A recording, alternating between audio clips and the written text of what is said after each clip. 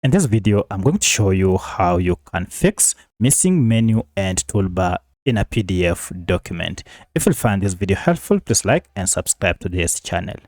Alright, now as you can see here, I have a PDF document, but I don't have the menu bar as well as the toolbar. First, for us to fix the toolbar, we need to go ahead and have our menu bar displayed. To get the menu bar, just go ahead and press on F9 on your keyboard. And as you can see, by pressing F9 on your keyboard, we have now our menu bar. Next, we need to go ahead and add the toolbar. To add the toolbar, go ahead and click on View.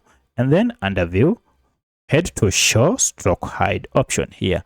Under this, scroll down until you see Toolbar Items. If you follow this, you should see this option, Show Toolbars. Now, if you click on this, you can see the toolbar has been restored on our PDF document. So that's how you can fix missing menu and toolbar in a PDF document. If you have any other question, kindly let me know in the comment section. Otherwise, thanks for watching and let's meet in the next video.